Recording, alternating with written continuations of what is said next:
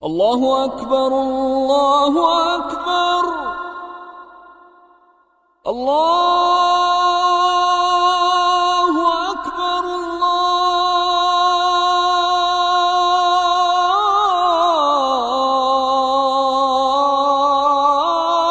الله أكبر أشهد أن لا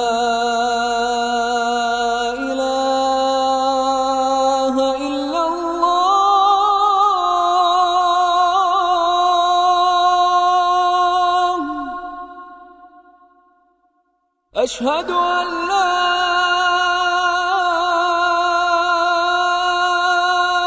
إله إلا الله.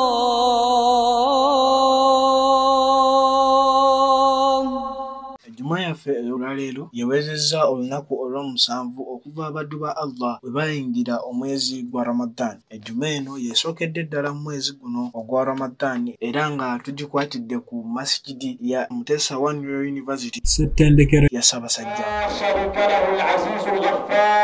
Katibu waffe ow'olunaku olwaleero ng'atandika kutuba ye esooka mu jjuma y'olwaleero atandise atunnyonnyola ensonga lwaki Allahu subhanahu wa ta'ala yatonda omuntu na biki Allah byasuubira omuntu okola ku dunya. Allah jalla wa ala bi'ibadatihi wa ta'atihi. Allah jalla wa ala ensonga lwaki yatutonda tubeerenga tutya. Fahada huwa al-ghaya ala ijadina ala hadhihi dunya. Yensonga enkulu lwaki Allah yatutondawo kuno ku nsi. Yensonga enkulu Allah jalla wa ala lwaki yatonda amajini n'abantu. Ayuha al-ahbab, wakadhalika arsala rusul. Allah jalla wa ala yaleta ababaka ab'enjawulo. Hadithi al-Muslim al-Bayhaqi nga Imamu watunyumiza agamba waliwo ebituufu nga Allah yasindikako nabbi asooka n'asindikako owokubiri owokusatu ku kyalo kyekimu naye ng'ensonga emusindisa abo bonna bannabbi babategeeze Allahu jalla wa ala batali balina okubeera nti bamusinza. Bw'atyo katibu waffe atubuulidde obukulu bw'omwezi gwa Ramadan n'atubuulira n'ensonga lwaki Allahu subhanahu wa ta'ala yagutulwa oba yagutukolera. Omwezi guno agunnyonnyoddeko n'agamba nti gwe gusinga obukulu mu myezi gyonna. Abanga ab'ebitiibwa Allahu jalla wa ala yatuteeramu omwezi ogwa Ramadan nga gwe mwezi ogusinga emyezi gyonna afdalu shahr min shuhuri al-Islam. Omwezi ogusinga emyezi gyonna shahrul barakat, shahrul rahmat, shahrul maghfira. Omwezi ogukyasinze emyezi gyonna baganda bange gwe guno omwezi gwe gulimu. Omwezi ogukyasinze bbeeyi gwe mwezi guno gwe gulimu. Era baganda bange wa shahrul maghfira gwe mwezi ogw'okubeera ntusaba Allahu jalla wa ala abeerenga atusonyiwa. Allah jalla wa ala yakola omwezi gwa Ramadan ogwa madrasa nga ssomero erituyigiriza batya omuntu alina okutambula mu bulamu bwonna obusigadde. Abantu mukwera nti mu Ramadani bakomyewo abambala mini ne bambala ebiwanvu, abantu ababadde batasaala ne bakomawo mizikiti, ababadde bakola byonna ebintu abantu bebadde bakola ne babivaako ne bakomawo eri Allahu jalla wa ala. Lino ly'essomero erituyigiriza batya omwana Adamu alina okubeera nti yeeyisa. Ab'ebitiibwa, engeri gye tweyisaamu mu Ramadani Allah watu jalla wa ala watwagala. Kutuba ye ey'okubiri agitandise akubiriza abayisiraamu obutagayaala mu kukola emirimu emirungi era bongeremu amaanyi nga bakola ibaada ez'enjawulo. Gwe mwezi ogwa Tawba. Ab'ebitiibwa, Imam Ibn Qayyim rahimahullah agamba yatamannuna ahlul qubur, abantu abali mu ttaka, abantu abali mu zirimbo, abali mu byalo wansi w'emimwanyi, abali wansi w'emiyembe mu zirimbe mu byalo, kye beegomba kuno ku duniya yawman fi Ramadan. Beegomba olunaku lumu mu Ramadan. Beegomba olunaku lumu mu Ramadan. Kubanga alaba wanaabeera mu Ramadan Allahu jalla wa ala agenda kubeera ng'akubisaamu omuntu akola omulimu gumu, Allah n'abeera ng'akubisaamu emirundi n'emirundi. Allah agamba asawmu li wa ana ajzi bihi, okusiba kwange era nza kwempeera. Imam Ibn Jarir al-Tabari weyavunyeyo hadith yagamba nti omuntu Ramadan Allah amwempeera mpaka tezina kkomo. Allah asobola okukola omulimu gumu Allah n'akwempeera bukumi n'okola okutandikira ku lukumi mpaka infinity. Osobola okusoma harufu emu mu Qur'an Allah n'atukubisaamu emirundi gy'otamanyi. ففي حديث ابن عباس رضي الله عنه قال حديث يا ابن عباس يا جميزة كان النبي صلى الله عليه وسلم أجود الناس. nabbi yali asinga okubeera nti agaba yali asinga okubeera nti agaba wakana ajwad ma yakunu fi ramadan era mu mwezi gwa ramadan yayikirizanga nnyo okubeera nti agaba wa mu hadithi ya ibn abbas endala gamba nti afdalu sadaqatu fi ramadan sadaka ekyasinza okubeera ennungi omuntu gy'awa ye sadaka omuntu gy'akoze mu mwezi gwa ramadan ab'ebitiibwa bwe kirimu omulimu gw'okodde mu mwezi gwa ramadan bwe kukyasinza ebbeeyi abantu abali mu ttaka abali mu zirimbo abali mu byalo beegomba olunaku lumu mu mwezi guno gwa ramadan guno mu mwezi gwe tulimu ab'ebitiibwa tetugayaala tubeerenga twefubako allahu jalla waala abeerenga atusiima alasafu shadid ekyennaku bangi ekisinga okubeera omuntu kyasobola okubeera nti asanga okuyingira omwezi guno gwa ramadan n'aguvamu nga allah tansonyiye kubanga n'atunyonnyola nti omwezi guno ogwa Ramadani mumakira Qur'ani ey'ekitiibwa era bw'atyo akubiriza abakkiriza okusoma Qur'ani mu mwezi guno basobole okulaba nga bagimalako era n'abatagisobodde gimalako ayongereze wanaaba akomye nga omwezi gwa Ramadani guno guwedde. Atunnyonnyodde n'atubulira empeera y'omuntu asoma Qur'ani mu mwezi gwa Ramadani era nabatya empeera zino bwe zigabibwamu singa omuntu aba asomye arf emu mu mwezi. Jibril yajanga wa Nabi Muhammad sallallahu alayhi wa sallam nemuliriza Qur'an guno mwezi guno gwa Ramadan kati ezimu ku ibaadati ekisasinza okubeera nti nnungi mu mwezi guno gwa Ramadan tilawatul Qur'an qiraa'atihi wa tadabburihi omuntu okubeera nti asoma Qur'an hifdhan wa tajwidan tilawatan wa hifdhan wa tadabburan omuntu okubeera nti asoma Qur'an kuli mwezi gwa Ramadan ne sinti Qur'an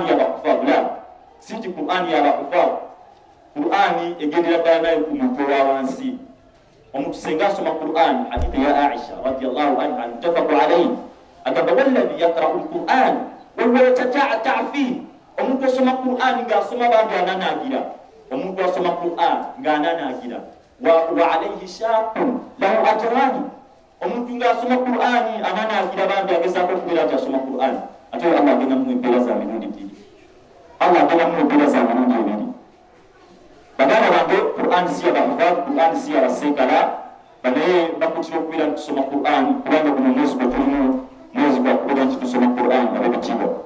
Bw'atyo akuutidde abayisiraamu okwekwata oba okwekuumira ku mateeka ga Allahu subhanahu wa ta'ala ge yatuteerawo. Olwo nno n'akubiriza abasiraamu okutoola zaka awamu n'okusiibamu era nno bw'atyo akubiriza abayisiraamu okutoola zakaati mu mwezi gwa Ramadani guno okusobola okwenogera empeera eziwera. Bw'atyo ayongedde n'akkaatiriza nti ibaada 3 ze zisinga mu maaso ga Allah muno mwe muli okusiiba, okutoola zaka awamu n'okusoma Qur'ani ekitiibwa. من حديث الرسول يعني نبينا محمد صلى الله عليه وسلم كان أجود الناس يعني اسمه كل رجال من رمضان جاسو كانغاوي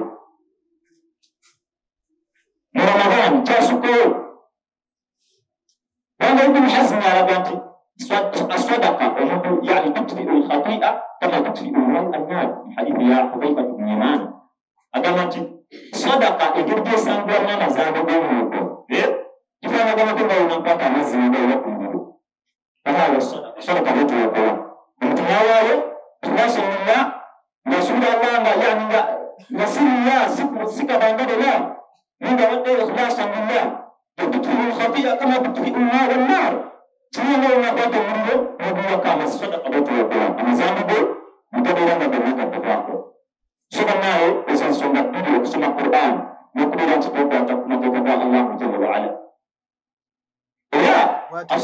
Ayongedde n'akubiriza abayisiraamu okutandikirawo okukola ibaada ez'enjawulo mu mwezi gwa Ramadani guno nga gwakatandika obutalinda nnaku 10 zisembayo okusobola okweyolera empeera eziwera mu mwezi guno. Era bw'atyo atunnyonnyodde nti omuddu wa Allah asobola okufuna ejjana mu nnaku zino zennyini ezitandikira ddala omwezi gwa Ramadani so si okulinda ennaku 10 ezisembayo olwo alyoke atandika okukola emirimu emirungi.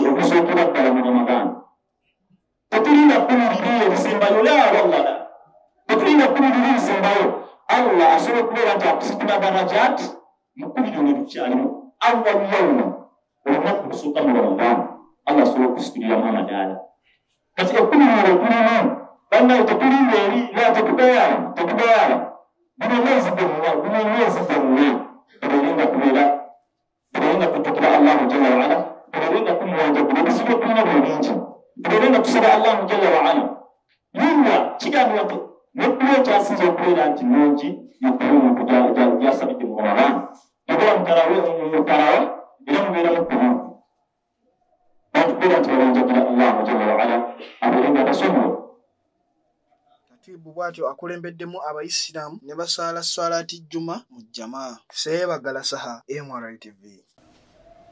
Allahu akbar, Allahu akbar, ashhadu an la ilaha illallah, ashhadu anna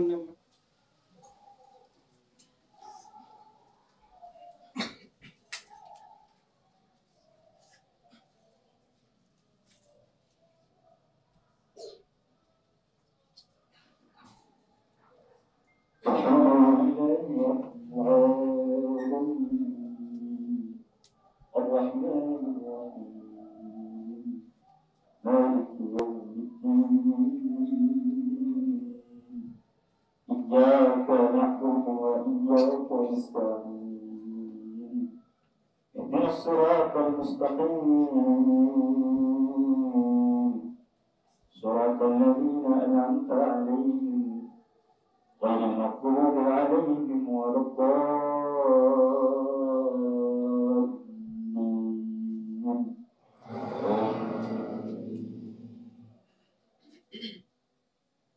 الحمد لله الذي أنزل على عبده الكتاب ولم قيما لينذر بأسا شديدا من لدنه ويبشر المؤمنين الذين يعملون الصالحات أن لهم أجرا حسنا ماكثين فيه أبدا وينذر الذين قالوا اتخذ الله ولدا ما لهم به من علم ولا لآبائهم فقد كلمة تخرج من أفواههم إن يقولون إلا كذبا فلعلك باخع نفسك على آثارهم إن لم يؤمنوا بهذا الحديث أسفا. الله أكبر.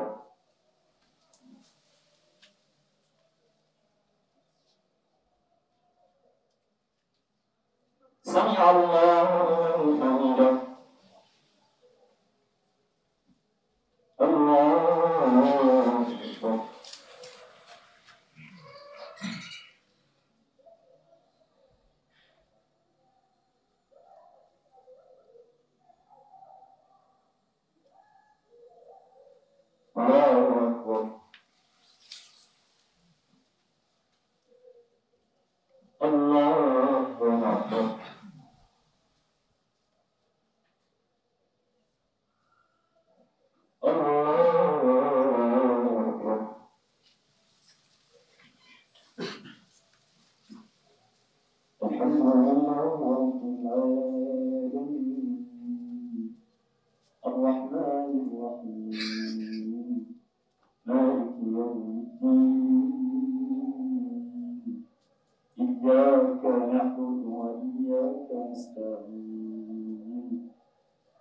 الصراط المستقيم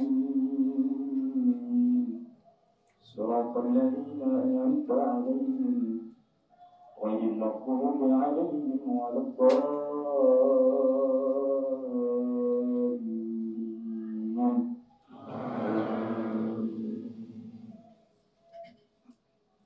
سبح اسم ربك الأعلى الذي خلق فسوى والذي قدر فهدى والذي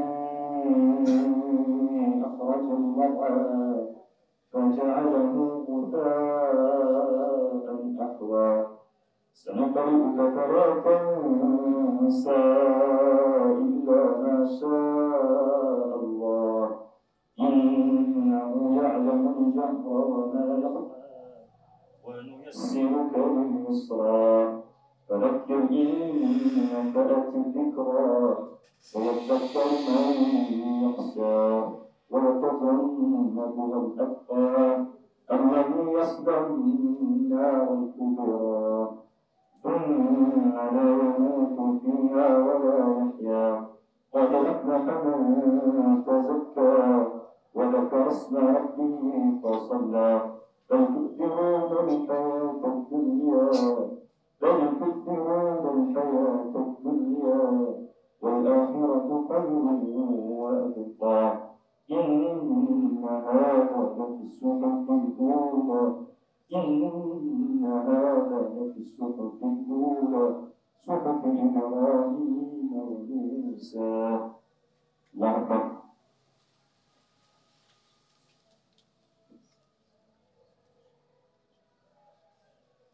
سمع الله لمن حمده